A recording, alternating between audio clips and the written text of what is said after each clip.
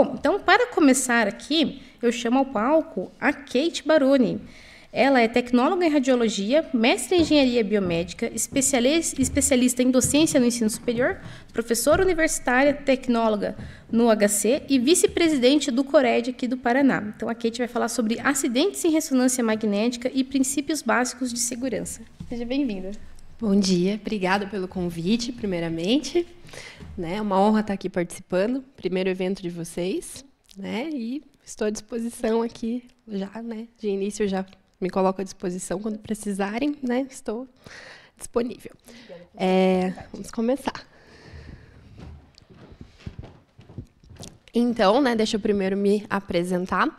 Além, das titulações, que a Evelyn comentou, eu também atuo na radiologia desde 2009, já faz aí 16 anos, é bastante história que a gente tem para contar, desde a docência, do raio-x, da mamografia, da ressonância e diversos desafios que a gente passa pela frente, Então, eu resolvi trazer um tema dentro da ressonância magnética que abrangesse assim, a maioria dos alunos, com relação ao conhecimento. Então, não vai ser um tema tão técnico, ou físico, mas mais informativo para abranger, uma gama maior aí de alunos e poder, despertar também o interesse, de quem está começando, e de repente atualizar um pouquinho as informações de quem já está finalizando o curso, de quem já está tendo essa matéria. Tá? Então, essa que é a ideia hoje. Não vou passar nada muito técnico, mas com informações bastante interessantes e bastante importantes. Então, o nosso tema principal aqui são os acidentes e a segurança dentro da ressonância magnética. Pois, apesar da ressonância magnética ser considerada um exame muito seguro, com relação à questão de exposição, a ressonância magnética não tem a exposição às radiações ionizantes, como a tomografia, como o raio-x, ou até mesmo a gente comparar com uma radioterapia que tem muita radiação ionizante, a ressonância magnética sempre é uma opção quando a gente tem essa necessidade de não expor o paciente à radiação ionizante, principalmente, às vezes, crianças, É um exame bastante focado nisso. Porém, ela tem as suas particularidades, com relação, principalmente, à segurança magnética. Como nós estamos trabalhando com um magneto que é muito forte, temos que ter certos cuidados com algumas substâncias que podem ser atraídas por esse magneto, certo? Então, a gente vai começar falando sobre essas características, tá? Aqui eu trouxe um índice só para vocês terem uma noção do que a gente vai falar, tá? Então, vamos explorar um pouquinho aí quais são esses elementos aí que podem ser atraídos, como que é a estrutura do nosso equipamento, como que é a estrutura da nossa sala, trazer algumas informações sobre acidentes, e algumas características de instrumentos que podem entrar dentro da sala da ressonância magnética ou não, E, por fim, a gente vai terminar falando sobre a importância de fazer uma anamnese muito bem feita no paciente, certo?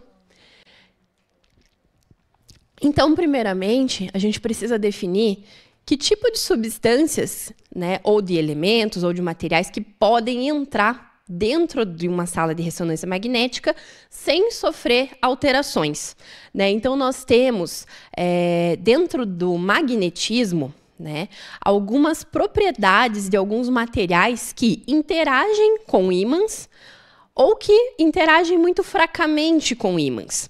Quais materiais que nós temos que ter muito cuidado? São os materiais ferromagnéticos. Os materiais ferromagnéticos, eles vão, além de interagir com o ímã, eles vão ser atraídos fortemente por esse ímã e eles têm a característica de adquirir propriedades magnéticas, Como, por exemplo, em casa, muitas vezes, a gente faz, por exemplo, de esfregar um parafuso no ímã e esse parafuso fica imantado. Isso acontece com os materiais que têm essa característica ferromagnética. São materiais que têm principalmente a composição de ferro, cobalto, níquel e algumas ligas que contenham esses elementos também, certo? Esses elementos é que nós temos que cuidar, né, na hora de entrar, para que eles não sejam atraídos pelo magneto da ressonância magnética. As outras substâncias, né, também interagem de forma muito fraca com a magnetização, né? São substâncias que podem entrar na ressonância magnética, mas com certas cautelas, né? Existem substâncias caracterizadas como diamagnética, que, quando são expostas a um campo magnético, elas sofrem uma fraca magnetização, e geralmente de forma oposta. Com essas substâncias, a gente não precisa ter muita cautela, né? Então, ali eu trouxe alguns exemplos, como mercúrio, prata, bismuto, até mesmo cobre, né, e nitrogênio, tá? E outras substâncias são classificadas como paramagnéticas. As substâncias paramagnéticas, elas são também levemente atraídas, mas essa atração só acontece quando elas estão próximas ao ímã. Elas não ficam imantadas, não adquirem a característica, tá? Então, são substâncias como sódio, magnésio, alumínio, platina, urânio. Essas substâncias a gente também não precisa ter tanta cautela. Inclusive, eu vou dar destaque ali para o alumínio. Muitos materiais que são compatíveis com ressonância magnética são construídos em alumínio. Por exemplo, macas, né? As macas hospitalares geralmente são de ligas metálicas, mas a maca de ressonância magnética, ela é construída basicamente de alumínio. Cadeira de rodas, a mesma coisa, né? No geral, cadeira de rodas são construídas de várias ligas metálicas, mas a específica para a ressonância magnética, ela é de alumínio. Então, normalmente, quando você tem um serviço de ressonância magnética, alguns materiais você precisa adquirir, como uma maca para poder fazer a passagem do paciente, a cadeira de rodas para poder fazer o transporte do paciente, e esses materiais são específicos, né, feitos geralmente com alumínio, porque ele é um material paramagnético, que não vai ser atraído pelo campo magnético do equipamento. Falando então no equipamento, eu trouxe ali um equipamentinho bem padrão. Existem outros formatos, né, de equipamento que vocês ainda vão estudar, como ressonâncias de campo aberto, né? Historicamente, houve ressonâncias de campo permanente, mas hoje isso não está mais em uso, né? A nossa ressonância, na maioria dos casos, é feita de um material supercondutor, que basicamente são bobinas resfriadas com hélio líquido, que vão fazer com que esse filamento vire um supercondutor. E esse material supercondutor, a gente aprende lá na física que quando passa uma corrente muito alta, essa corrente pode gerar um campo magnético, e nesse caso vai ser um campo magnético alto também, certo? Então, toda vez que passa uma corrente magnética num filamento, ele gera um campo magnético. E no caso da ressonância magnética, é uma alta corrente, porque o material que compõe esse ímã é um material supercondutor, consequentemente, gera um campo magnético muito alto. Aonde que fica esse supercondutor que gera esse ímã? Na parte interna do equipamento, naquele tubo onde o paciente entra, que nós chamamos de gantry, certo? Ou no caso da gantry, no caso da tomografia, muito associado, né? Mas aqui a gente vai chamar de magneto, tá? Então, nesse grande magneto, o paciente vai entrar e vai ficar lá dentro para fazer o seu exame. Por que o paciente tem que entrar dentro desse magneto? Basicamente, né, falando um pouquinho da física do exame, quando o paciente entra dentro desse magneto, os prótons do nosso corpo, principalmente os de hidrogênio, né, os elementos que contêm hidrogênio no nosso corpo, vão alinhar os seus spins. Tá? Esse alinhamento acontece justamente porque o paciente está lá dentro de um campo magnético muito alto. Enquanto a gente está fora, aqui, né, nesse auditório, ou o pessoal que está em casa, né, a gente também tem prótons de hidrogênio que contêm spins, mas que estão totalmente desalinhados, né? Isso é comum. Mas lá dentro, esses spins, por estarem sob a influência desse campo magnético, vão se alinhar, tá?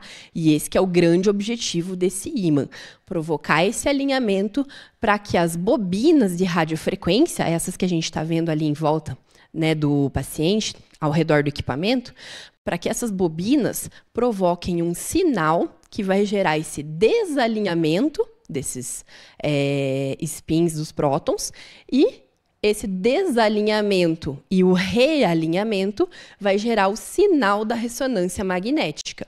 Então, basicamente, né, esses componentes são fundamentais para a gente formar a imagem, né? Esse grande ímã e as bobinas, né? A bobina de radiofrequência para gerar esse sinal, e ao redor ali a bobina de gradiente que vai codificar o sinal e basicamente captar os sinais e as imagens, e gerar as imagens, né, axiais, sagitais ou coronais. Né? Essas imagens são geradas por bobinas diferenciadas chamadas X, Y e Z, né, que fazem essa codificação da região, né, dos cortes aonde está, né, sendo formada a imagem. Quando a gente fala de campo magnético, né, logo a gente lembra de ímã, né, como que funciona o ímã. Então eu trouxe aqui só um fato, né, para a gente comparar o magnetismo da ressonância magnética, né, o campo magnético da ressonância magnética, com o magnetismo terrestre. Né? Nós sabemos que o nosso planeta também é um grande ímã que também atrai outros corpos celestes ao redor, como, por exemplo, a Lua. E só em questão de comparação, né, os equipamentos de ressonância magnética atuais trabalham com um campo magnético de aproximadamente 1,5 Tesla, 3 Tesla, ou até, recentemente, alguns equipamentos surgiram aí com 5 Tesla. Existe até de 7 Tesla, mas ainda em laboratórios de pesquisa. O campo magnético terrestre é, comparativamente ali, de 0,00005 Tesla, né? Que a unidade que a gente usa para, inclusive, mencionar, não é nem Tesla, por ser muito pequenininho, a gente usa uma unidade equivalente, que é o Gauss. Então, o campo magnético terrestre é de 0,5 Gauss, tá? Muito abaixo, né, desse campo que a gente vai ter dentro do equipamento da ressonância magnética. Trouxe ali até umas formulazinhas para a gente comparar, né? A gente chega a ser 30 mil vezes ou até 100 mil vezes mais forte ter o campo magnético da ressonância magnética do que o campo magnético terrestre. Então, é um campo magnético muito forte.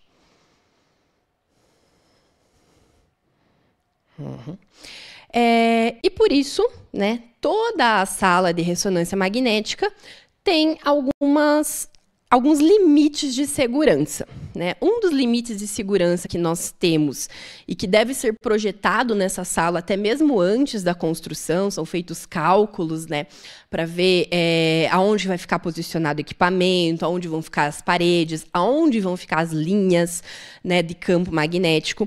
E uma dessas linhas que nós devemos marcar e ter como base é a linha de 5 Gauss. Veja que o campo magnético terrestre é de 0,5 Gauss. Ali, a linha segura é de 5 Gauss. Essa linha normalmente fica próximo à porta, ou um pouquinho mais para dentro da porta da sala de exames. É uma linha que nós consideramos linha de segurança, pois a partir dela, alguns elementos podem ser atraídos pelo equipamento. Então, não é interessante que a gente passe dela com, né, materiais ferromagnéticos, com uma cadeira, com uma maca, com um cilindro de oxigênio e outros elementos que a gente vai ver aqui, né, no decorrer da palestra. É interessante que a gente fique sempre atrás, Por isso é muito interessante que essa linha seja demarcada, né? E que tanto a sala quanto o corredor que antecede a sala sejam identificados e colocados diversos avisos, né? Para que as pessoas leigas também tenham essa informação, certo? Nós estudamos a ressonância magnética dentro de uma graduação ou dentro de um curso técnico, e nós sabemos da importância e da segurança, né, com relação à entrada nessa sala. Mas, muitas vezes, dentro de um hospital, tem pessoas que, né, não têm esse conhecimento. Pode ter até uma formação graduada e tudo mais, mas não estudaram sobre a ressonância magnética e talvez não saibam, né, a relação de atração ali do campo. Então, sempre nas salas, a gente deve ter toda a informação disponível, na porta, né, informações de aviso, perigo, né, cautela, para que ninguém corra o risco, né, de se acidentar ou, né, de, inclusive, quebrar o equipamento, né, com a atração forte do campo. Então, a gente tem que ter todo esse cuidado. Inclusive, até já adiantando, né, um pouquinho o assunto, normalmente os hospitais, clínicas, devem promover o treinamento não só para os tecnólogos, né, para a equipe de enfermagem que trabalha, para os médicos que trabalham diretamente com a ressonância, mas para toda a equipe que trabalha dentro de um hospital ou de uma clínica. Pois, muitas vezes, equipes de limpeza, equipes de manutenção, equipes de recepção precisam adentrar ali as salas para resolver algum problema e, né, podem se deparar com esse campo magnético e gerar algum acidente. E é o que mais acontece. Vocês vão ver ali nos acidentes que a maioria acontece por desinformação. Né, seja desinformação de uma equipe de manutenção, de uma equipe de limpeza, né? Então, geralmente, os acidentes vão acontecer pela falta de informação. Aqui eu trouxe uma cena, a cena acho que mais light do filme, mais recente, né? Que é a cena do filme Premonição. Eu até assisti e falei, eu vou tentar trazer um trechinho, mas os trechinhos são meio pesados, né, para a gente trazer aqui. Então eu só dei um print ali na tela para a gente mostrar, né? Aqui é fake news, né? Para a gente mostrar mais basicamente como que acontece, né? Aqui, inclusive, nessa cena, para a gente mostrar que é exagero, eles colocam na porta... obrigado. Colocam ali na porta zona 3, né? Zona 3 ainda é uma zona de cautela. Zona 4 realmente é que é a sala de exames, tá? E ali a gente vê os materiais sendo atraídos pela porta, né?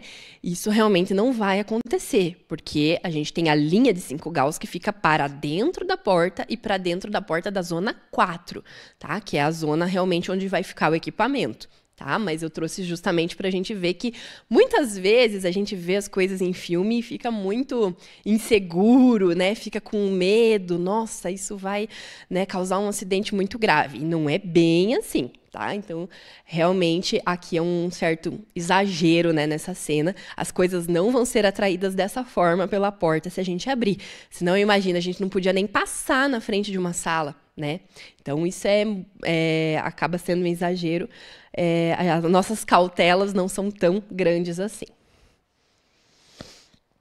E como que funciona esse zoneamento, então, né? As legislações que envolvem a ressonância magnética orientam, então, através ali, né, de uma orientação do Colégio Americano de Radiologia, essa definição de 4 áreas, né, relativas ali da ressonância magnética. A primeira área, chamada de zona 1, né, normalmente é uma área tranquila, que a gente não precisa ter cautela. Numa estrutura de clínica, normalmente vai ser a área de recepção. A área que os pacientes vão circular livremente, os trabalhadores circulam livremente, sem problemas maiores, né, onde a gente vai ter um campo magnético tranquilo. Zona 2. É uma zona que nós chamamos de zona de transição ou zona controlada. Os pacientes que vão entrar ali são pacientes que já foram orientados, né, que já passaram por uma anamnese. Muitas vezes essa zona 2 é um vestiário, né, é uma sala de recepção mais interna, uma sala de punção, onde o paciente está sendo preparado para adentrar ao exame, certo? Temos a zona 3. A zona 3 já é uma área que tem um campo magnético significativo e com risco para pessoas e objetos não rastreados. Então, é uma área mais próxima ao campo, geralmente um corredor que antecede a sala de comando, a gente tem que ter um certo cuidado, né? Não pode entrar qualquer pessoa. Então, a gente tem que ter ali uma certa cautela, mas porque a pessoa que está circulando ali tem que ter, né, essa informação também, né, que ao adentrar a zona 4, ela tem que ter a máxima cautela, né? Então, zona 4, qual que é essa zona 4? A zona onde estará o nosso magneto, né? Onde estará o nosso equipamento de ressonância magnética com o campo magnético mais alto. Então, aonde nós temos um campo magnético maior e fica proibida a entrada, né, de materiais ferromagnéticos. Geralmente, essas salas são bastante informativas, tem bastante adesivos na porta, adesivos de perigo, faixas, aquelas faixas amarelas e pretas que demonstram, né, uma certa cautela, para a gente ter essa sensação de atenção. Existe também uma orientação, principalmente do Colégio Americano de Radiologia, Joint Commission e organizações internacionais, de que haja algum tipo de detector metálico que anteceda as portas. Então, eu tenho exemplos ali, né, de detectores que ficam nas portas, ou aquele detector de metais que a gente passa pelo corpo. Porém, né, a gente, na nossa realidade aí do dia a dia, sabe que tem muito lugar que acaba não tendo esses materiais, né? É importante ter, né? É importante fazer toda a seleção, né? Então, inclusive, esse tipo de detector de metal é um pouquinho diferente daqueles detectores de metais de banco ou de lojas, né? Porque eles acabam só percebendo a presença de materiais ferromagnéticos, certo? Então, é um pouquinho diferente, mas bastante importante o seu uso. Basicamente, eles vão apitar, né? Tocar um alarme quando houver aí a entrada de materiais ferromagnéticos ou a passagem, né, de ferros magnéticos por ele.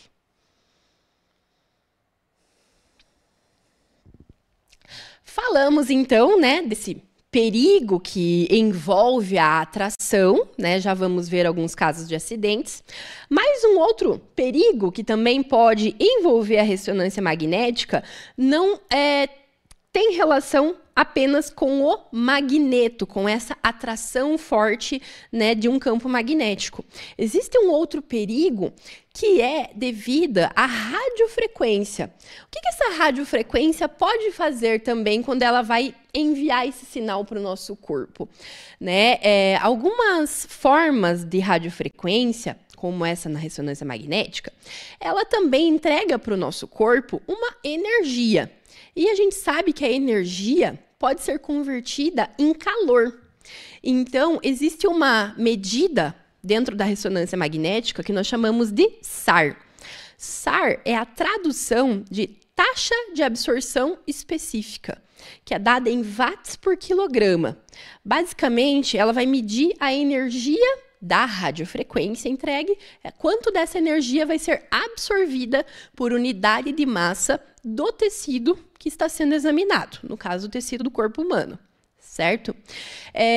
O que acontece, então, né? Dentro da ressonância magnética, devido a essa aplicação da radiofrequência, o nosso tecido pode aquecer, né? Eu gosto bastante de exemplificar, mas, né, não precisa temer, né, essa questão, mas exemplificar com o micro-ondas, que também, né, é uma radiofrequência que está sendo aplicada num alimento e acaba estimulando aquelas moléculas de água e acaba aquecendo o alimento, tá?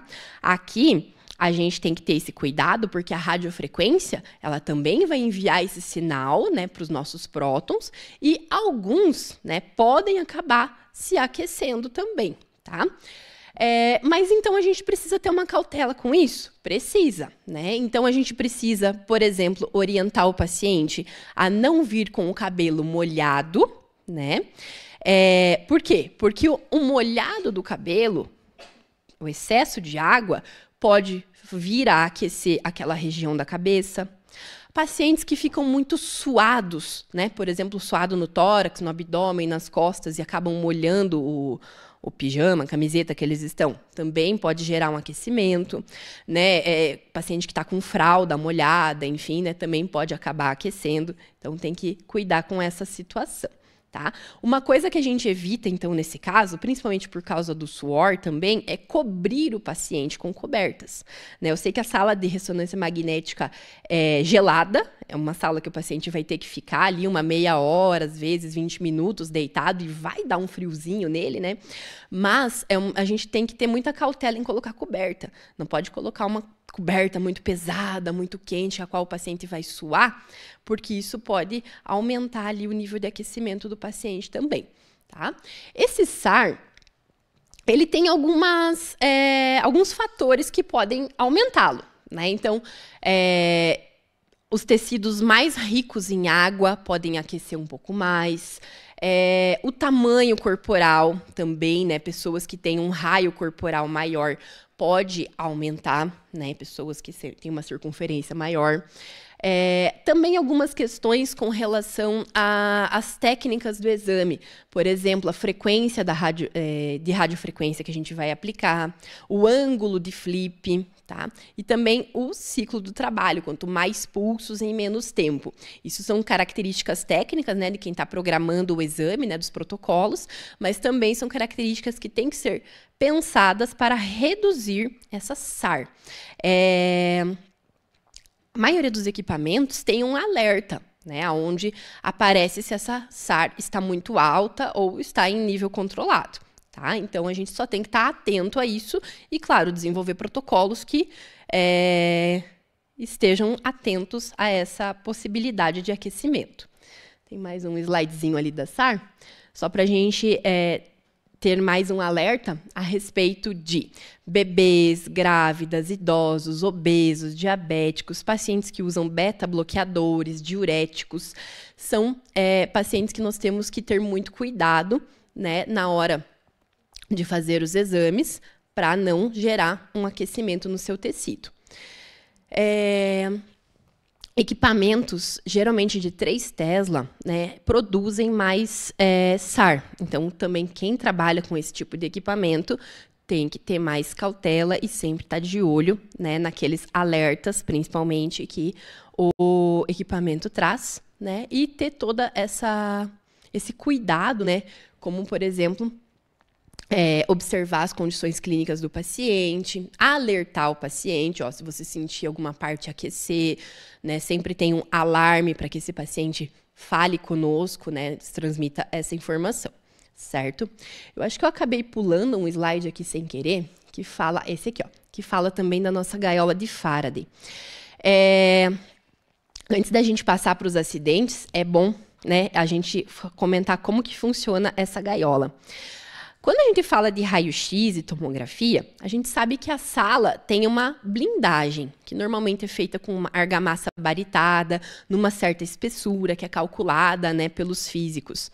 E na ressonância magnética, tem uma blindagem? Essa blindagem ela funciona de maneira diferente. A blindagem ela é feita na estrutura da sala, através de uma estrutura metálica em formato que é chamada de gaiola de Faraday. É um formato gradeado, né, por isso esse nome gaiola, que foi estudado por Faraday, onde ele descobriu que esse formato proporciona um isolamento do campo elétrico externo e, consequentemente, do campo elétrico interno, o que faz com que os elétrons que cheguem até essa gaiola, eles se redistribuam e não se propaguem adiante da sala ou para dentro da sala. Tá? Então, por exemplo, o campo magnético de dentro da sala não vai interagir com a parte de fora, e quem está fora, nos seus computadores, nos seus celulares, também não vão ter, né, interação com o campo magnético interno. Tá? É muito importante a gente lembrar que para isso acontecer, a porta tem que estar fechada, né? E os dentinhos que tem ao redor da porta também tem que estar íntegros. Muitas vezes tem uma interferência de radiofrequência quando a porta fica semi-aberta, a gente não fecha direito, e alguns dentes metálicos que tem ao redor da porta, quando eles estão quebrados, também pode haver interferência dessa radiofrequência. Então, a gaiola de Faraday é um dispositivo importantíssimo, né, para esse isolamento, mas quem trabalha sempre tem que estar atento também com relação à porta, né? Isso acaba não prejudicando as pessoas externamente, né? Mas principalmente acaba tendo interferência interna nos exames, né? Quando tem essa interferência na radiofrequência, as imagens ficam com artefatos. Então, isso é um outro assunto para um outro momento, mas é interessante a gente saber que existe essa blindagem. Então, para eu não esquecer nada aqui, vamos começar a falar dos acidentes, certo? Então, eu trouxe um vídeo, né? Ele vai rodar aqui automático, o qual ele vai mostrar o funcionamento de uma ressonância magnética. Essa ressonância estava para teste mesmo, não estava mais sendo usada com exames, né? É um vídeo bem antigo, lá de 2004, está disponível no YouTube, quem quiser acessar depois. E é um teste que é feito com um cilindro de oxigênio, no qual ali vocês vão ver uma bobina de crânio, e dentro dessa bobina de crânio tem uma melancia, que vai simular, né, a cabeça de alguém. Então, olhe lá, né? Esse cilindro é atraído pelo campo da ressonância, né? E ele acaba quebrando não só a melancia, mas um pedaço da mesa, a bobina. Para a gente ter uma noção dessa força de atração. Vocês conseguem observar ali alguns pedaços da melancia, né? Para a gente ter uma noção de o que poderia acontecer dentro de um equipamento se aquilo ali fosse a cabeça de alguém, né? Ou o corpo de alguém, né? Realmente seria uma tragédia, né? Então, esse campo, né? Por ser silencioso, né? Não ter nenhum tipo de visualização, né, ser totalmente transparente, quem entra, muitas vezes, sem a informação adequada, né, não conhece, não sabe e pode acabar trazendo para dentro desta sala, né, equipamentos que não devem estar lá dentro, como o cilindro de oxigênio. Por isso, é tão importante a gente propagar essa informação, né? Vou passar um outro aqui também, que mostra exatamente isso. Também é um vídeo curtinho, antigo, tá disponível lá no YouTube também, para quem quiser ver depois mais um pouquinho. Mas esse aqui também é um equipamento que estava para teste, e eles testaram com ferramentas, né? Ali, no caso, um grampeador, né? Para ver o que aconteceria com esse campo, né? Aqui, eles, inclusive, medem com um dinamômetro a força com qual o equipamento está puxando, né, aquele objeto. Então, no caso, ali está puxando uma ferramenta.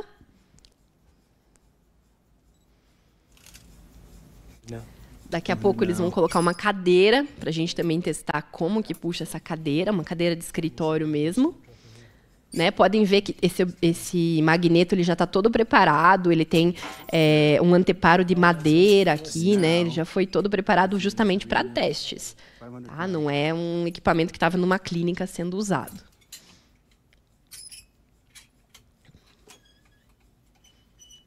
Certo? Então, aqui ele vai puxar a cadeira, ó, estão amarrando a cadeira para puxar isso com segurança. E vão colocar a cadeira lá, né? Isso. Então, tá. A gente entende, então, que, né, esse campo magnético, por ser muito forte, ele atrai os objetos e atrai para o seu centro, né?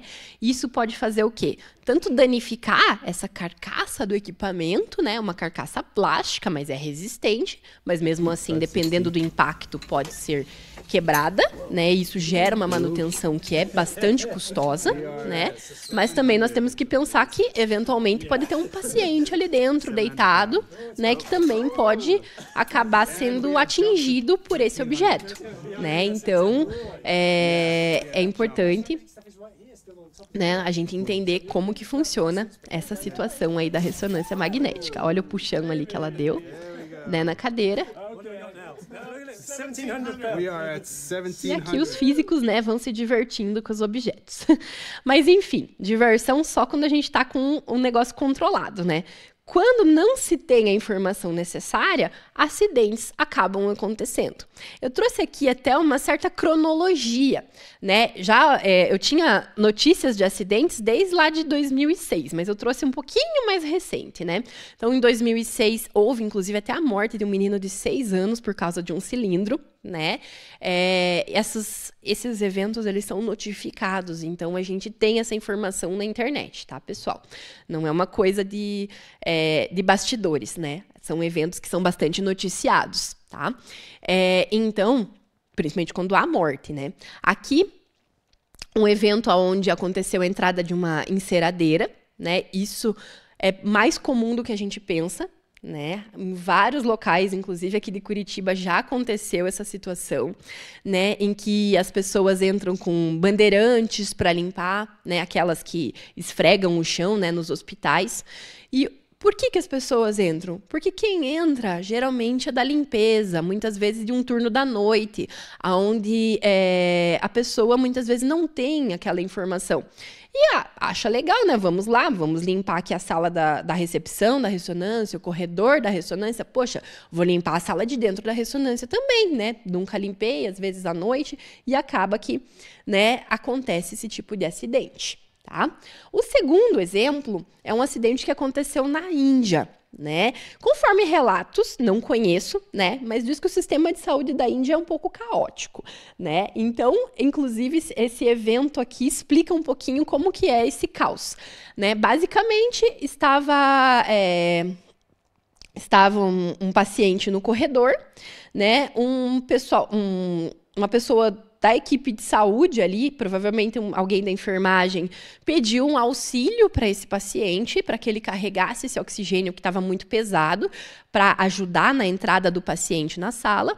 E esse, né, senhor que estava ali como acompanhante acabou segurando o oxigênio, mas o oxigênio, juntamente com ele, foi atraído pelo campo magnético. E a segunda imagem mostra justamente ele preso no meio do campo magnético. Esse senhor, né, devido ao impacto, acabou falecendo, inclusive, depois, porque o impacto foi muito forte no abdômen. Não se fala por quê, mas eu suponho que deve ter acontecido algum tipo de hemorragia interna, né, devido ao impacto ali que aconteceu no abdômen, tá? E um outro evento ali, 2023, a enfermeira sofreu lesões por esmagamento que exigiram cirurgia depois que a força magnética puxou uma cama hospitalar. Provavelmente entraram com a cama para fazer a passagem da paciente para mesa de exames e não entenderam naquela hora que a cama poderia ser atraída, pois ela tem uma estrutura que é plástica, mas a base dela é de ferro, né? Então, temos sempre que ter esse cuidado, tá? E no caso, essa maca foi atraída, a enfermeira, né, se machucou fortemente, né, sofreu até uma lesão por esmagamento, passou por cirurgia e provavelmente pela posição da cama, o paciente também deve ter sofrido uma queda, né? Não ia ficar ileso ali também, tá? Então, por que eu trouxe essa cronologia? Porque os eventos acontecem e continuam acontecendo. Por quê? Pela falta de informação, né? Então, novamente, a gente reforça, né, que todo mundo que trabalha na saúde envolvendo essa parte da ressonância, seja da equipe de manutenção, limpeza, recepção, qualquer um que tem ali, tem que ter essa informação do que os materiais não podem entrar, tá? Uma coisa é material justamente que pode se tornar um projétil, pode se tornar, né, uma peça que vai fazer um esmagamento, que vai lesionar alguém. E isso é muito perigoso, tá? Então, aqui outros exemplos, né? Então, a gente vê carrinho de emergência, a gente vê outra enceradeira, outra bandeirante, cadeira de rodas, etc., né? E arma, né? A arma também, né? Teve um evento que aconteceu aqui em Curitiba, se eu não me engano, 2017, 18, com arma. Houve um mais recente em São Paulo, que eu trouxe aqui, inclusive, a notícia para vocês, né? Eu acho que está aqui logo na sequência. Aqui, ó. Tá? Era um influencer advogado que entrou na sala da ressonância magnética, ele entrou como acompanhante e ele tinha sido orientado, eu até trouxe o pedacinho na notícia ali, que o laboratório falou, ó, ambos assinaram o termo de ciência com relação à orientação, retiraram todos os objetos metálicos, porém permaneceu com a arma, gente. Né? Então, às vezes, ó, retirou relógio, correntinha, anéis, celular, mas esqueceu da arma, que às vezes está na cintura ou está aqui na parte de trás da calça. E essa arma, como estava carregada, né, ela acabou disparando e deu um tiro no próprio, né, na própria pessoa que estava portando a arma. E ele acabou, em decorrência, né, depois da internação, falecendo, tá? Então, por mais que a pessoa esteja orientada, a gente também tem que estar de olho antes dela entrar na sala, né? Eu sempre dou uma passadinha assim na mão para ver se está de sutiã, né? Dou uma olhadinha geral para ver se não tem nada de metal, né? Mas mesmo assim a gente tem que ter essa cautela, tá? Opa, passou um ali. Então, falamos sobre os acidentes de projéteis, né, que podem realmente levar pacientes à morte. Existem outros acidentes que podem acontecer por queimaduras. Tá? Existem 3 formas de acontecer uma queimadura dentro da ressonância magnética. Uma delas é o aquecimento chamado aquecimento indutivo. Novamente, aqui entra a lei de Faraday, né, que fala lá de campo elétrico que gera campo magnético e campo magnético que gera campo elétrico, tá? E aqui, o que acontece? Quando a gente tem um contato pele a pele, seja, né, encostando os pés, encostando as mãos ou encostando a mão ali na nossa lateral do corpo, o nosso corpo, como tem muita composição com água, ele pode se tornar um condutor. E essa condução pode gerar uma energia e um aquecimento, né? Então, aqui a gente tem alguns exemplos de queimaduras causadas justamente, né, por esse aquecimento. Ali a gente tem um exemplo de uma queimadura causada na mão, aqui uma queimadura causada, eu acho que foi na lateral aqui do corpo também, tá? Efeito antena. Quando algum dispositivo eletrônico fica sobre o paciente, geralmente filamentos de eletrodos, né, que a gente muitas vezes tem que acompanhar ali os batimentos cardíacos do paciente, principalmente em exames com sedação, né, oxímetros, a gente também, né, tem aquele filamento. E se eventualmente aqueles fios ficam em cima do corpo do paciente, eles podem provocar um efeito antena, o qual eles vão se aquecer. E isso pode gerar, inclusive, uma queimadura no corpo do paciente. Então, a gente trouxe aqui alguns acidentes, né, gerados por essa queimadura. Um com o eletrodo e 2 ali com filamentos, com fios que estavam sobre o corpo, no caso ali na barriga.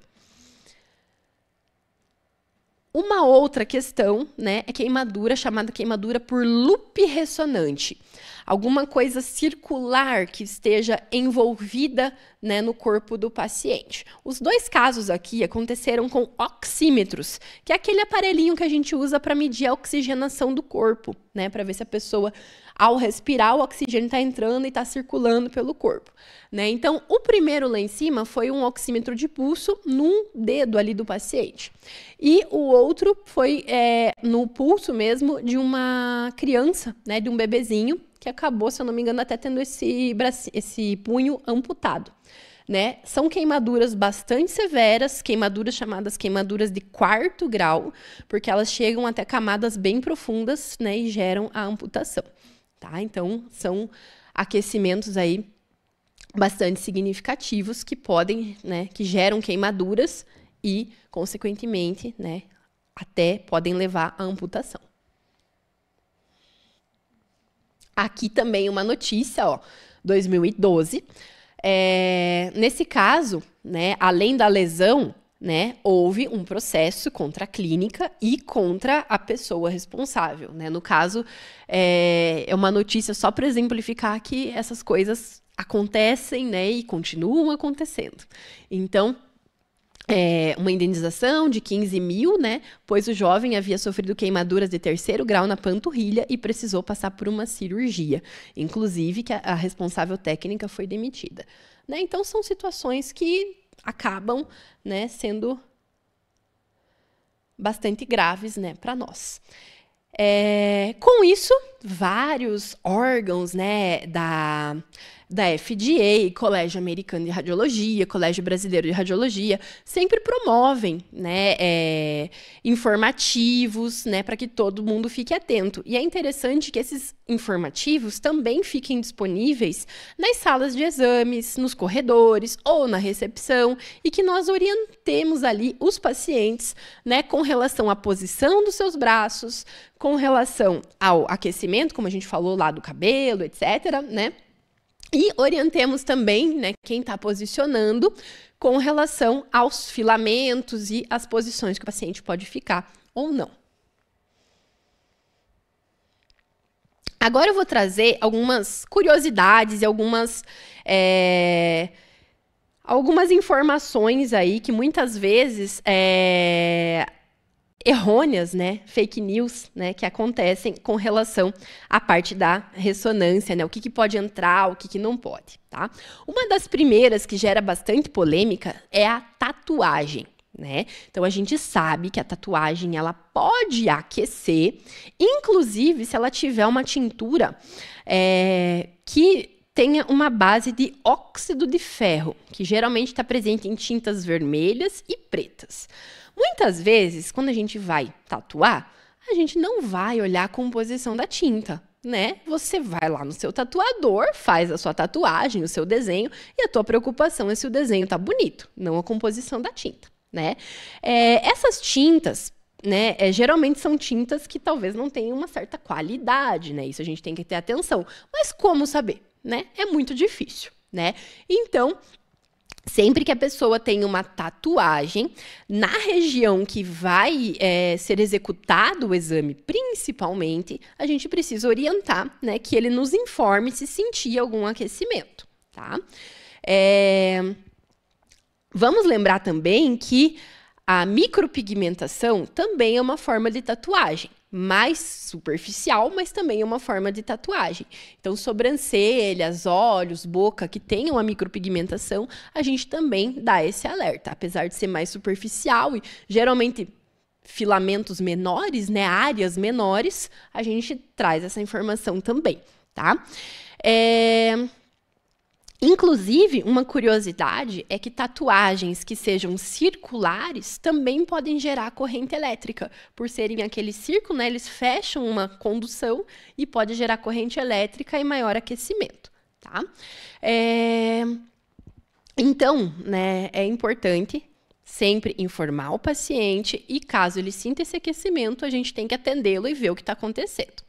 Principalmente ter atenção quando é a área foco ali do exame. Por exemplo, uma ressonância de coluna e a tatuagem é nas costas, né? Uma ressonância do joelho e a tatuagem é na perna. Então, sempre é assim, tá? Quando a tatuagem é distante, geralmente não ocorre tanto esse aquecimento. Agora, né, alongamento de cílios. Há um tempinho atrás, acho que uns 2 anos atrás, esse vídeo circulou na internet, onde aquele crânio, né, de boneca tinha um alongamento de cílios e esse alongamento era atraído pelo campo de ressonância magnética, né? Então, muitas meninas ficaram com medo de entrar com os cílios, né, com a sua extensão de cílios, num exame de ressonância magnética e, de repente, lesionar o seu olho. Mas aquele tipo de extensão são extensões que têm um ímã na sua extremidade, e esse ímã que faz aquele... que gruda aqui na base dos cílios. Então, é um tipo muito específico. Aquela extensão que usa colinha, né, que geralmente faz aquela manutenção mensal, não tem problema, porque a cola não tem nenhuma interação com o campo magnético. Mas o que usa o ímã, aí sim, né? Esse que usa ímã, inclusive, não é muito popular, então dificilmente a gente vai ver. Só tem que ter essa atenção, né, com o paciente, que vai que, né, ela, sei lá, importou algum da China e está usando, a gente tem que ter essa pequena atenção. Então, basicamente, esse era fake news, tá? Outros objetos também curiosos que é importante a gente ter essa atenção, né? Porque não ficam estampados, né, na sua face, né, essa composição, mas a gente tem que saber que existe essa composição, que são os íons de prata, né? Muitas roupas hoje em dia prometem não ter odores, né? Camisetas tecnológicas, camisetas esportivas, que prometem não propagar odores, né, principalmente do suor. Essas camisetas têm na sua composição íons de prata. E essas camisetas, devido a esses íons, podem se aquecer. Então, qual que é a recomendação? Que todo paciente que vai fazer o exame coloque o avental do serviço, não a roupa dele própria, né? Até eu nem coloquei aqui no slide, né? Mas uma coisa que às vezes vem da roupa própria do paciente, e às vezes ele acaba, né? A gente na pressa, não precisa trocar de roupa, tá só com uma calça de moletom, não vai ter interação nenhuma. E nessa que às vezes a gente acaba tendo algumas surpresas, né? Eu no dia a dia já tive surpresa daqueles grampinhos de grampeador dentro do bolso da calça, moedas dentro do bolso da calça, chaves, né? Por mais que o paciente fale que não tem nada, né, no seu corpo, já tirou tudo, às vezes a gente acaba descobrindo alguma coisa. Até cartãozinho de ônibus, né, que tem aquele chip, também pode interagir. Né? São objetos que normalmente não vão dar grandes acidentes, mas que podem colar lá no campo magnético do equipamento, fica lá coladinho no gantry e pode gerar uma interferência no campo e piorar a qualidade da imagem. Então, são coisas que a gente tem que ter essa atenção, né? Realmente, o ideal é trocar a roupa do paciente. Outras coisas importantes, principalmente para paciente que sofre com ferida, que está muito tempo acamado, né? São curativos com prata. Né, a prata, ela tem essa função bactericida, por isso a questão do odor lá na camiseta. Então, tem muitos curativos, aqueles curativos especiais que o paciente usa, né? Eu trouxe até ali uma imagem deles. Eles podem conter íons de prata. Então, o paciente que tem esse curativo vai ter que remover para não aquecer.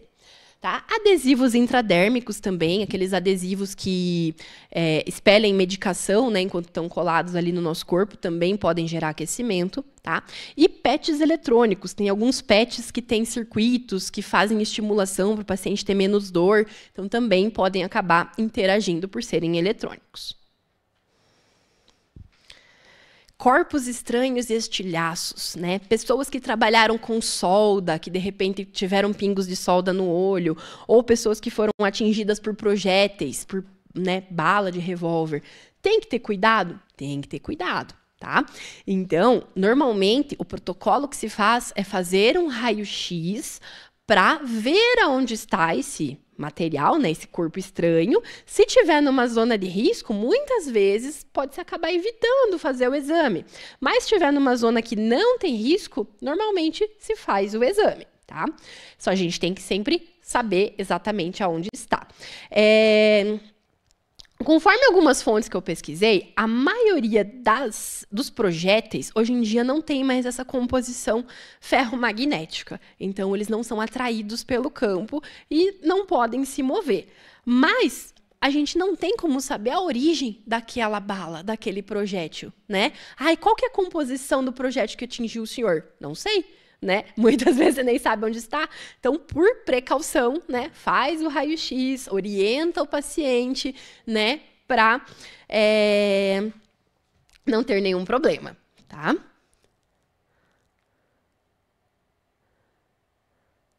Marca-passo, né? Até um tempinho atrás, né? 2010, mais ou menos, era extremamente perigoso. Zona, né, que não pode ultrapassar quem tem marca-passo.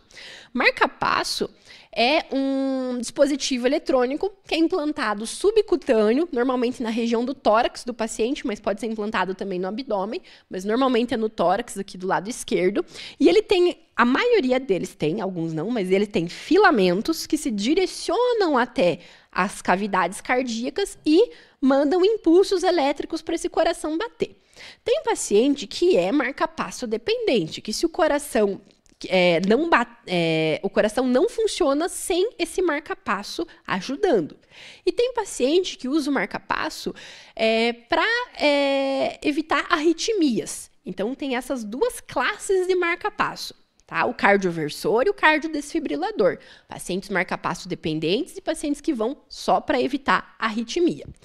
Enfim, esse marca-passo, hoje em dia, pode entrar na ressonância magnética, mas com certos cuidados, né? Não é simplesmente, eu posso entrar porque o meu marca-passo pode, né? Normalmente a gente agenda com o técnico da empresa do marca-passo. Esse técnico vai fazer alguns procedimentos no marca-passo para que esse marca-passo não interaja com o campo magnético, né? Esse paciente ele vai ser monitorado para ver como que está o seu batimento cardíaco, porque aqueles que são marca-passo dependentes, eles não podem reduzir o seu batimento, né? Eles vão reduzir até um certo limite, né? Menos do que aquele limite pode ser prejudicial, pode gerar uma hipóxia cerebral e isso pode, né, trazer muito mais consequência para esse paciente. Então, pacientes com marca-passo hoje podem entrar no serviço de ressonância? Podem, mas com certas cautelas, né? Principalmente com o agendamento do técnico do marca-passo juntamente para poder executar esse exame. Stents, né? Stents, para quem não conhece, são alguns dispositivos gradeados, bem pequenininhos, que são introduzidos através das artérias dos pacientes, vão até regiões aonde tem uma estenose, que é um estreitamento dessa artéria, geralmente causado por acúmulo de gordura ou de cálcio, que é a aterosclerose nas artérias do coração, artéria aorta, por exemplo, mas pode ser colocado até nas pernas do paciente ou no abdômen, tá? Mas normalmente é mais comum no coração, tá? E esse stent, ele é metálico, né? Ao redor desse metal é impregnado também muitas vezes uma medicação e ele fica fixado dentro da artéria do paciente. Por ser metálico, será que ele interage com o campo magnético da máquina? Né? Então, por um tempo se achou que sim, inclusive tinha uma cautela de esperar até 6 meses de um implante de stent para se fazer uma ressonância magnética. Hoje já se sabe que não precisa esperar, que é bastante seguro fazer o exame da ressonância magnética com um paciente estando com um stent. Tá? Então, é um dispositivo que nós temos essa segurança em fazer. Algumas outras curiosidades, né? Os eletrodos intracranianos muitas vezes são utilizados para paciente com epilepsia, né? O qual eles provocam alguns tipos de estimulação, né, na região do cérebro do paciente. Então, existem eletrodos intracranianos que são possíveis de serem examinados juntamente lá com a ressonância magnética. Inclusive, né, eles ajudam no estudo, né, na combinação da imagem anatômica com o EEG funcional. Porém, né, tem que se conhecer de qual é feito esse material, pois o principal risco é fazer o aquecimento. Tá? Já os dispositivos conhecidos como marca-passos neurológicos, né, que também fazem algumas estimulações nervosas, esses são inseguros para ressonância sem nenhum tipo de questionamento. Não pode entrar de forma alguma. São os dispositivos chamados neuropaces, que são implantes eletrônicos corticais profundos, né, que geralmente são também para crises epiléticas, crises aí nervosas. Então, esse não pode entrar de forma alguma. Outra curiosidade são os clipes de aneurisma. Foi relatado apenas um acidente que aconteceu com clipes de aneurisma, tá? Que esse clipes era ferromagnético, mas isso lá na década de 70. A partir da década de 80, os clipes mais modernos são feitos de titânio e outras ligas metálicas que são compatíveis com a ressonância magnética até 3 Tesla. Inclusive, quem usa clipes de aneurisma, quem usa marca-passo, quem usa qualquer tipo de dispositivo, às vezes eletrônico, muitas vezes ganha um cartãozinho, né, com aquele fabricante, com aquela composição. E isso pode ser consultado num site chamado MRI Safety.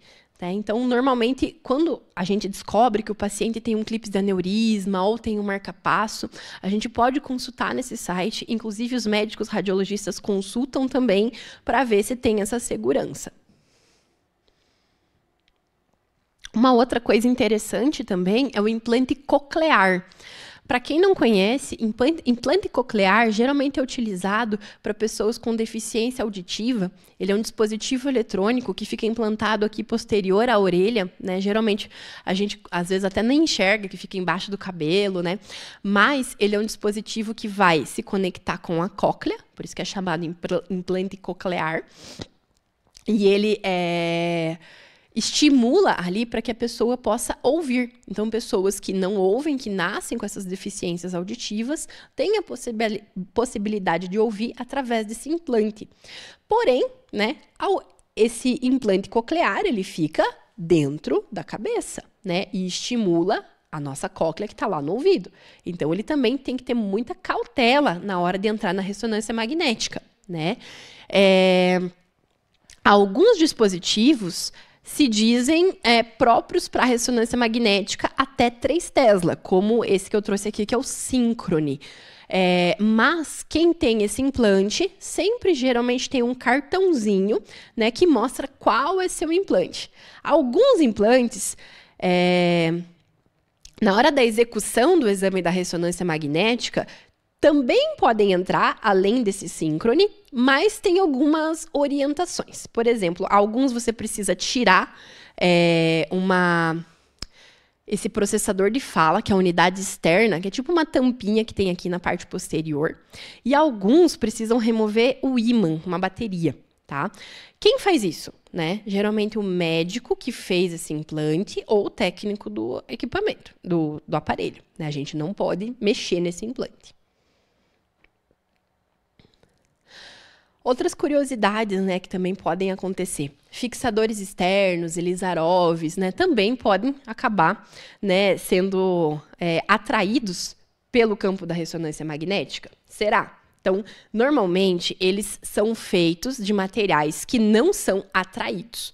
Porém, né, o campo ele pode gerar vibrações e isso pode se tornar desconfortável, tá? Mas teoricamente, pela composição do dispositivo, né, dos fixadores externos, eles podem entrar que não vão ser atraídos. Fica ali um adendo, tá? Aqui são fixadores externos, nós também temos hastes intramedulares, parafusos, próteses, que podem entrar, né? Até nem trouxe parafusos e hastes aqui, porque se estão dentro do corpo do paciente, né, elas não vão ser atraídas pelo campo magnético, porque são feitos de materiais, geralmente titânio e outras ligas que não são ferromagnéticas, tá? Porém, órteses, que são aquelas pernas, braços, né? Essas órteses não podem entrar. Às vezes, externamente, elas são de plástico, de borracha, mas internamente elas têm uma estrutura mais ferrosa, né? Então, às vezes o paciente, né, fala, não tenho nenhum metal, porque externamente ele pensa que é só um plástico. Mas tem que cuidar com essas órteses, porque elas podem ser atraídas pelos campos magnéticos e isso pode ser perigoso, tanto para o paciente quanto para nosso equipamento para quebrar, né? Então, cuidado com órteses, que são aquelas partes externas, tá? Mas próteses e fixadores podem entrar, podem gerar um desconforto, mas podem entrar. Alguns são condicionais, até é bom dar esse alerta, né, para ressonâncias de 3 Tesla, né? Então, sempre a gente deve fazer um teste com ímãs. Ter um ímã ali na sala, ou aquele detector metálico, né, aquele detector de metais, e fazer, né, o teste. Uma coisa que gera bastante questionamento são aparelhos, ou até aquelas próteses, né, que a gente chama popularmente de ponte. Né, que são aquelas que pegam tipo uma dentadura, uma prótese, né, mas que pegam alguns dentes apenas e tem aquela estruturinha metálica. Pode entrar ou não pode, né? Então, geralmente, implantes dentários são feitos com ligas de titânio, podem entrar, não tem problema, tá? Mas pontes e aparelhos ortodônticos, eles podem entrar, mas eles geram artefato. Então, se o nosso foco da imagem é o crânio, é o pescoço, é bom que o paciente retire esse aparelho, tá? O bracket e tudo mais, ele vai ter que passar no dentista antes, retirar o aparelho, faz o exame, depois ele volta lá no dentista para pôr de novo. Por quê? Né? Não vai puxar o dente do paciente, né? No caso dos aparelhos, né? No caso dos implantes também não vai puxar o dente do paciente. Porém, né, no caso do aparelho, o aparelho gera um artefato chamado artefato de susceptibilidade magnética, o qual gera uma distorção na imagem. Se o nosso objetivo é visualizar, por exemplo, ali uma imagem da face ou uma imagem do lobo frontal, como está naquela imagem, a gente não consegue ver nada, né? Então, é interessante fazer essa remoção do aparelho. Tá? Já no caso das pontes, né, que é como a gente vê ali na segunda imagem, elas podem ser removidas no próprio serviço, né? Então não precisa ir no dentista fazer, só remove lá, né, fica fora da sala e não tem problema nenhum, tá? E no caso de dentaduras, né, de próteses, normalmente a maioria é feita de resina, né? Mas algumas têm estruturas metálicas, né? Algumas têm alguns aramados metálicos internamente a resina, ou no caso daquela ali, que é uma prótese que encaixa, né, através de alguns parafusos, né? É interessante, essa aqui não tira, né? Mas aquelas que são removíveis, é interessante remover também para não gerar nenhuma, né, distorção na imagem.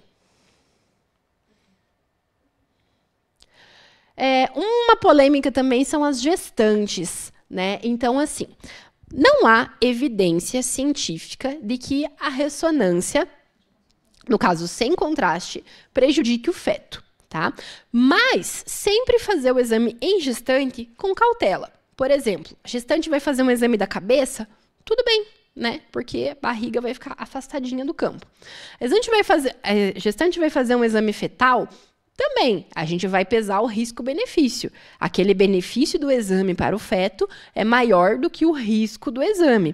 Quais riscos, teoricamente, esse feto teria? O risco acústico, né? Por ser um barulho bastante grande, né? O risco da radiofrequência, do aquecimento, também seria, né, um risco. Tá? Então, por isso, a gestante ela deve sempre assinar o consentimento informado e ter essa informação, né, sobre o risco-benefício no caso do exame.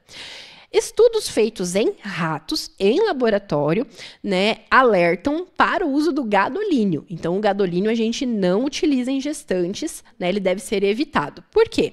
Porque em ratos foi percebido que o gadolínio ele é uma molécula muito semelhante ao cálcio.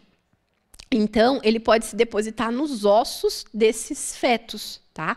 Então, por ter essa semelhança molecular, a gente evita, né? Como foi feito um experimento em ratos, não tem esse experimento em humanos, mas por precaução se evita, tá? Por essa analogia, né, molecular. Então, concluindo aqui, né, a nossa conversa, né, a nossa palestra, é sempre importante a gente fazer uma anamnese muito completa, né? Então, eu trouxe aqui um exemplo de uma anamnese para mostrar para vocês o que geralmente a gente vai perguntar para o paciente, né? Então, nessa anamnese, a gente vai perguntar o peso do paciente, justamente para ver a questão de SAR, né, a questão de aquecimento. Nós vamos perguntar se ele tem dispositivos eletrônicos, então esse questionário vai ali desde marca-passo, stent, válvula cardíaca, estimulador medular, se já trabalhou com armas de fogo, se já trabalhou com soldas, se tem algum aparelho auditivo na orelha, se tem implante coclear. Aparelho auditivo é aquele que pode ser removido. O implante coclear é aquele que eu falei que é implantado dentro da cabeça. Tá? Se tem tatuagem ou maquiagem definitiva, se está grávida ou suspeita de gravidez, se tem problema renal, aí já no caso de contraste, ou se é gestante no caso de contraste, para evitar alguns tipos de problemas relacionados ao contraste, tá? Também, qual é o motivo do exame para que se direcione, né, esse diagnóstico. E, deixa eu ver mais alguma coisa importante. Também, aqui, proibida a entrada na sala, né, com materiais metálicos, joias, clipes, grampos de cabelo, relógio, celular. Relógio, celular, pode entrar na sala? Geralmente pode. A maioria talvez não seja nem atraído pelo campo. O porém é que eles vão estragar, né? E geralmente a gente paga meio caro, né? Em relógio, celular, a gente não quer que ele estrague só entrando na sala. Então é uma coisa que a gente evita também. Dispositivos eletrônicos como cartão de banco, cartão do ônibus, né? Ou relógios, enfim. Evitamos entrar na sala o que não seja compatível, oxímetros, por exemplo, para não estragar, né? Porque eles podem simplesmente sair da sala e não estar mais funcionando. E nunca mais você consegue resgatar eles, né? Tem que descartar mesmo. Então, a gente já orienta para que isso não aconteça, tá? Enfim, sempre é muito importante a gente fazer essa boa anamnese, né? Olhar de uma forma geral esse paciente, né? Fazer uma investigação bastante clara e com isso também fica aquele alerta, principalmente para pacientes que já não têm uma capacidade cognitiva muito boa, como idosos ou até crianças, né, que quando vão acompanhadas com pessoas realmente capazes de dar informações sobre eles, né? Às vezes a gente presencia muito idosos que vão, às vezes, com vizinha, com amigo ou com acompanhante, aquelas de empresa paga de enfermagem, e que não tem um histórico completo, né, do paciente. Né? Então, é importante que quem vá conheça, né, se esse paciente já fez uma cirurgia, se tem um implante, se usa determinada medicação, etc., para que essas informações não passem, né, batido e a gente deixe passar alguma coisa importante. Tá? Outra coisa interessante também é a gente alertar com relação a emergências. Né? Na ressonância, normalmente a gente não atende emergências, porque é um exame demorado. Mas, né, numa extrema necessidade, esse paciente acabou de chegar de ambulância, do SAMU, etc., né, de uma UPA, e precisa fazer uma ressonância. Mas não se sabe nada do histórico dele. Né? Não sabe se ele tem um implante, se ele tem alguma coisa. Então, isso é muito perigoso. Né? É importante que sempre tenha essa cautela, né, na hora de colocar um paciente que a gente não sabe o histórico, né, que chegou lá às vezes desacordado, chegou de uma emergência, né, interessante a gente sempre ter esse alerta, tá? E aqui eu falo não só sobre o caso de implantes metálicos, etc., mas também até pelo contraste, né? A gente não sabe como é que está o rim desse paciente, como é que está questões alérgicas, então é importante a gente conhecer. Tá? Concluindo, então, né, eu trago que a anamnese é essencial para a segurança do paciente, para a qualidade da imagem, para a qualidade do exame e para a nossa segurança. Certo, pessoal? Então é isso. Então, agora me coloco à disposição de vocês, se vocês tiverem alguma pergunta, alguma colocação, algum questionamento, né, para a gente continuar aí nossa conversa.